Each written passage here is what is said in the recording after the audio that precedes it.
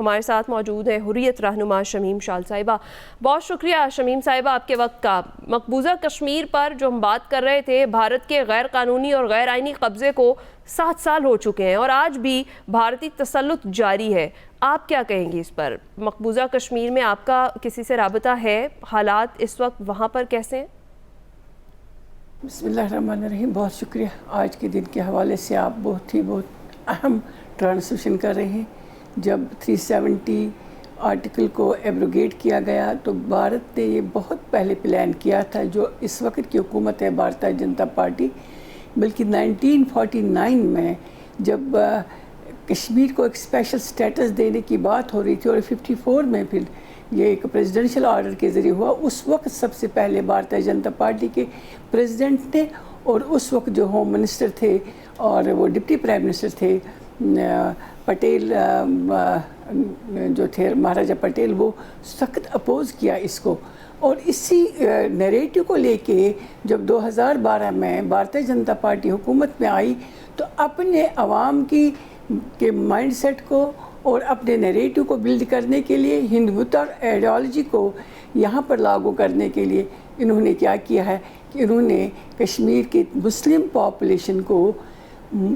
ہندو population میں convert کرنے کے لیے بہت سارے اقدامات کیے ہیں، جس میں 370 بہت ہی اہم تھا. یہ 1947 میں بھی ہوا ہے جب جموں میسیکر ہوتا ہے. وہ ایک مسلم پاپولیٹڈ ایریا تھا، وہاں میسیکر ہوا ہے، لاکھوں لوگ پش بیک کیے پاکستان کی طرف اور لاکھوں لوگوں کو اس وقت قتل کیا گیا. تو 61 سے 48 اور 38% پاپولیشن وہاں ہندوؤں کی مسلمانوں کی ہو گئی. اور آج کشمیر کے اندر بھی ان کا یہی ارادہ ہے کہ ہم ڈیموگرافک چینج کریں گے اور اس کے لیے انہیں 8 لاکھ کے قریب لوگوں کو یہ سرٹیفکیٹس ایشو کر دیے اسٹیٹ سبجیکٹس. گویا باہر سے اور انڈیا سے جو لوگ آنا چاہتے ہیں وہ زمین خریدیں گے، وہاں کاروبار کریں گے اور اس سے کیا ہوگا کہ وہاں کا کلچر جو ہے، وہاں کی جو اپنی ثقافت ہے اس کو ضرب پہنچے گی، مسلم پاپولیشن کنورٹ ہو جائے گی اور پولیٹیکل سپیس انہوں نے ختم کر دی ہے. آج کے دن ہم دیکھ رہے ہیں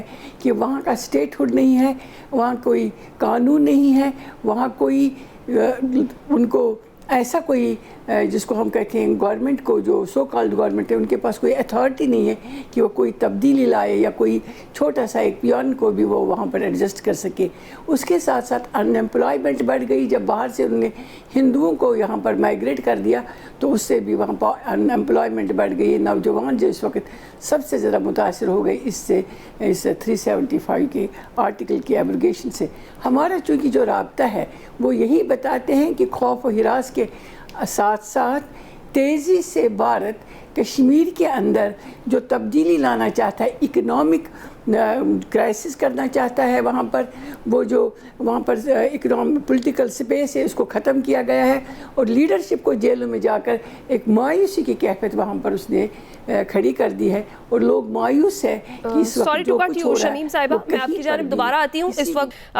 شمیم صاحبہ، جس طریقے سے ابھی ہم بات کر رہے تھے اس میں واقعی کوئی شک نہیں ہے کہ پاکستانی حکومت اور جو پاکستانی عوام ہے اس کی سیاسی، اخلاقی اور سفارتی جو سپورٹ ہے وہ کشمیریوں کے ساتھ یقیناً ہے. ہر سال 5 اگست کو یوم استحصال ہم مناتے بھی ہیں، ریلیاں بھی نکلتی ہیں. ایک ریلی ابھی جو چل رہی تھی وہ بھی ہم نے اپنے ناظرین سے شیئر کی، لیکن اس کے کوئی خاطر خواہ نتائج سامنے نہیں آتے. آپ کے خیال میں ہمیں ایسا کیا کرنا ہوگا کہ کشمیریوں کے لیے کم از کم کوئی امید کی کرن تو نظر آئے؟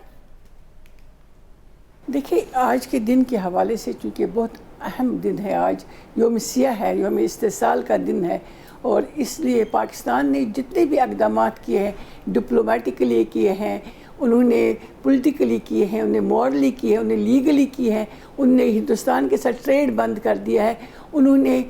تمام جو سفارتی راستے ہیں وہ منقطع کیے ہیں ان کے ساتھ. لیکن اس سے اور آگے بڑھ کے ہمیں پاکستان سے یہی توقع ہے کیونکہ وہ ایک فریق ہے اور سب سے اہم فریق ہے جس کے ساتھ کشمیری جڑے ہوئی ہے. 2 فریق، ایک کشمیر اور پاکستانی، دونوں ایک بہت مضبوط آواز بن کے اس کو انٹرنیشنلی جیسے اٹھایا گیا ہے. انہوں نے ڈپلومیٹس بھی بھیجے، اس پر ہمیں پورا اعتماد بھی ہے اور ہم سیٹسفائی ہیں کہ پاکستان نے بہت سارے اقدامات کیے ہیں. لیکن اس کے ساتھ ساتھ ہمیں ایگریسو ڈپلومیسی کو اور زیادہ انہینس کرنا ہے، اور لوگوں تک جو ڈوزیئرس ہوتے ہیں ڈیلی بیسس پر، جو ہم نے یونائٹڈ نیشنز میں تقاریر سنی ہیں، ڈوزیئرس پیش کیے گئے ہیں، ہمیں روزانہ کی بنیاد پر کشمیر کی صورتحال کو اسی طریقے سے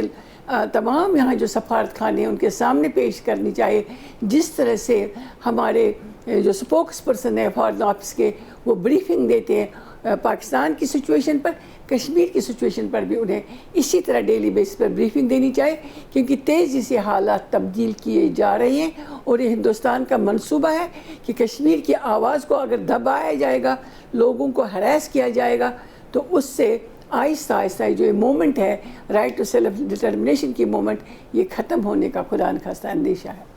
درست، آپ درست کہہ رہی ہیں کہ ڈپلومیٹک محاذ پر انٹرنیشنلی پاکستان کوششیں کر رہا ہے، اس مسئلے کو اٹھا رہا ہے، سفارتی سطح پر جس طریقے سے مسئلہ کشمیر حل کرنے میں ہم کوشاں ہیں، پاکستان کوشاں ہیں۔ مزید آپ کے خیال میں پاکستان کو کن خطوط پر اقدامات کرنے کی ابھی بہت زیادہ ضرورت ہے تاکہ جو مسئلہ کشمیر ہے اسے اٹھایا جائے انٹرنیشنلی بہتر طریقے سے، اور جو بھارت کا مکار چہرہ ہے اسے بے نقاب کیا جائے دنیا کے سامنے؟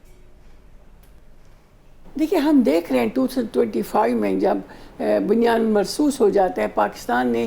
ہائی لیول ڈیلیگیٹس بھیجے دنیا میں، اور جو بھارت نے پچھلے 22 سال میں ایک نیریٹو بلڈ کیا تھا پاکستان کے خلاف، ٹیررزم کا لگایا تھا، دراندازی کا لگایا تھا، اور اس ہائی لیول ڈیلیگیشن نے جب دنیا کے سامنے پاکستان کا مسئلہ مقدمہ رکھا ہے تو وہ ڈائلیوٹ ہو گیا، بھارت کا جو بیانہ تھا وہ ڈائلیوٹ ہو گیا۔ ہم چاہتے ہیں کہ جو وقار اس وقت پاکستان کو ملا ہے، جو پذیرائی دنیا میں اس وقت پاکستان کو حاصل ہے، اس کو یوٹیلائز کیا جائے مزید کشمیر کے لیے، لوگوں کو، انٹرنیشنل کمیونٹی کو، انٹرنیشنل میڈیا کو، اور خصوصاً اپنے میڈیا کو اعتماد میں لے کے وہ اسٹریٹجی تبدیل کرنے کی ضرورت ہے کہ زیادہ سے زیادہ دنیا کو آگاہ کیا جائے، لوگوں کو بلایا جائے، بریف کیا جائے، جیسے میں نے پہلے ہی بتایا، ایوری ڈے بنیاد پر، روزانہ کی بنیاد پر، اور وہ جو ڈوزیئرس ہیں جو اس وقت کشمیر کی صورتحال ہے اس کو لوگوں کے سامنے رکھیں۔ رائٹ، اور ان اقدامات کی بہت زیادہ ضرورت بھی، اور آلریڈی پاکستان یہ سب کچھ کر بھی رہا ہے، مزید کوششیں تیز کرنی چاہیے، آپ درست فرما رہی ہیں۔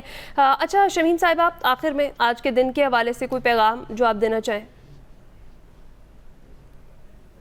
دیکھیں، میرا پیغام کیا ہے، ہم اس متاثرہ قوم کے یہاں پر نمائندے ہیں جو اس وقت سب سے بڑی تشدد کا شکار ہے۔ اس وقت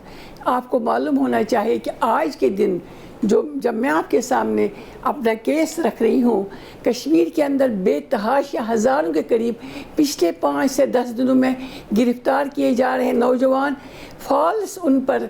مقدمے کیے جا رہے ہیں، کشمیریوں کی شک کی بنیاد پر پراپرٹیاں ڈیمیج کی جا رہی ہیں، اور اس کے ساتھ ساتھ جو ہماری لیڈرشپ ہے ان کو کسی نہ کسی طریقے سے ایک کیس سے لے کے دوسرے کیس میں الجھا کر انہیں پھانسی کی سزا، یا جیسے آسیہ اندرابی صاحبہ کو 3 ٹائمز لائف امپریزنمنٹ دی گئی ہے، ان لاکھوں ہزاروں نوجوانوں کا مستقبل خطرے میں ہے۔ میں یہی پیغام دے دوں کہ جو آج کا دن ہے، آج کے حوالے سے انڈین ریپریشن کو، ایٹراسٹیز کو، بربریت کو پاکستان کے ٹیلی ویژن، پاکستان کے عوام ایکسپوز کرے۔ وہ ہمارے نمائندے نہیں، ہمارے سفارتکار ہیں، جہاں پر ہے ہماری امید ہے اللہ کے بعد پاکستانی عوام سے۔ بالکل بالکل، بہت شکریہ شمیم شال صاحب، ہمارے ساتھ موجود تھی، یوم استحصال کشمیر پر بات کر رہے تھے۔